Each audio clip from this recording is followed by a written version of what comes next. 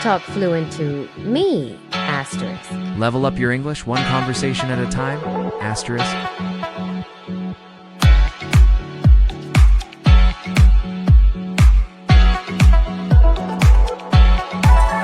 English While You Walk podcast practice for fluency. What if every step you take could bring you closer to speaking English fluently, not in a classroom, not with a textbook, but out in the world on your morning walk? If you feel too busy, too tired, or too overwhelmed to study English, I have good news. You don't need more time. You just need to walk and listen. In this video, we'll turn your walk into a quiet but powerful English lesson. No pressure, no grammar charts, just movement, mindfulness, and your own voice. Let's begin. 1. Why walking and listening works. Have you ever noticed how ideas flow more freely when you're moving? There's something about walking that clears your mind and opens your attention. When you combine walking with listening to English, something powerful happens. Your body is relaxed.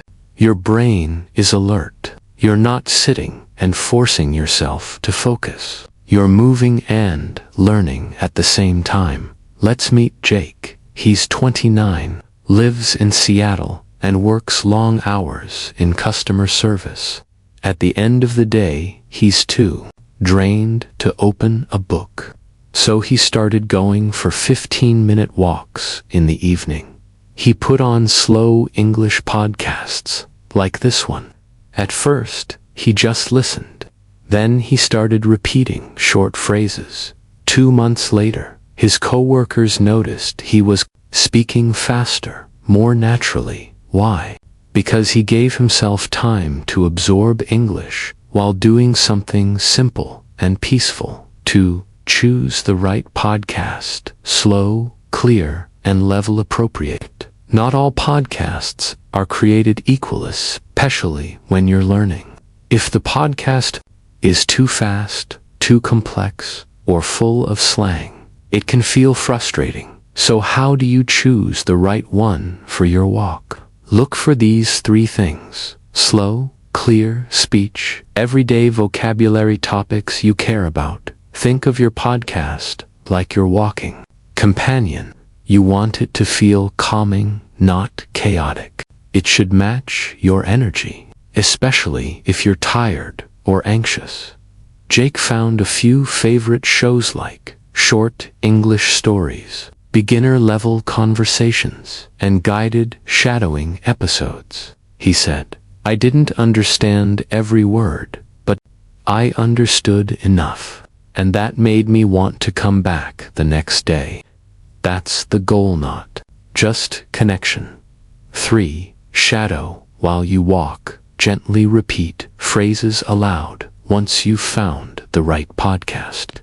The next step is to use your voice. Shadowing means repeating what you hear right after you hear it. You don't need to copy every word.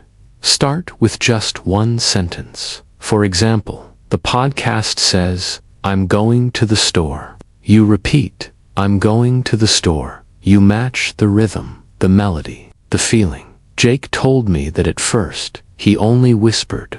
He was afraid someone would hear him.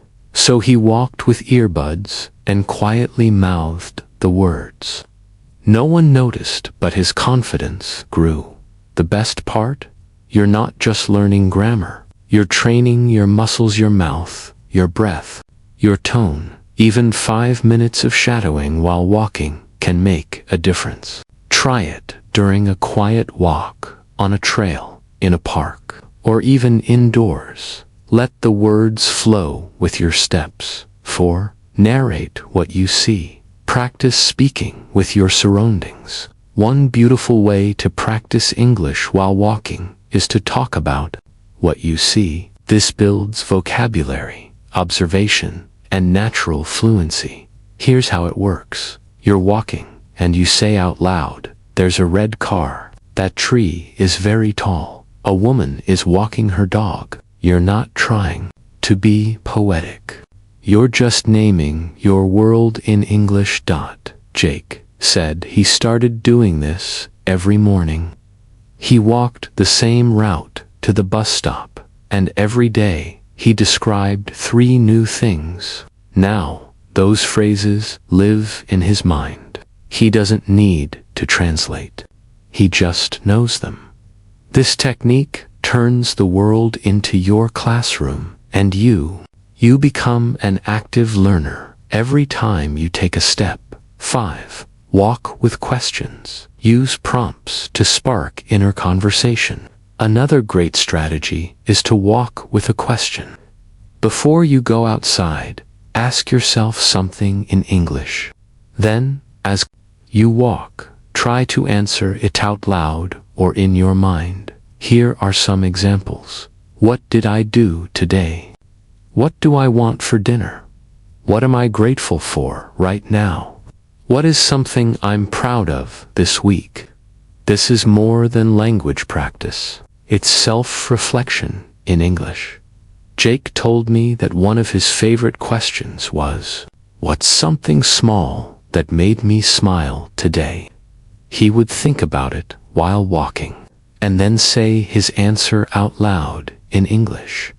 It became a ritual, good for his language, good for his mental health. Try it yourself. A question. Day 1, walk. 1, answer. 6. Be consistent, not perfect. Let walking become your gentle habit. Here's the most important part. You don't need to do this every day. You don't need to do it for an hour. You just need a few minutes, a few times a week. The secret is consistency, not perfection. Jake didn't walk and study every day. Some days he was tired. Some days it rained. But he made a deal with himself. If I walk, I listen to English. Simple, flexible, kind. And that kindness kept him coming back. You don't need to push. You just need to return. Let walking and English become something you enjoy, something you dread. The more peaceful it feels, the more your brain opens to learning. Now take a breath. Imagine your next walk. Where will you go?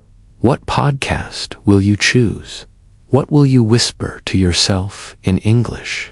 Let walking become more than exercise. Let it become connection with your mind, with your voice, with a language you're growing into day by day. If this video inspired you, I'd love to hear in the comments, where do you walk? And what's one phrase you'll try saying today? Please like, share, and subscribe if you want more peaceful, powerful ways to learn English. Remember, you're not behind. You're already moving forward with every step. See you in the next episode.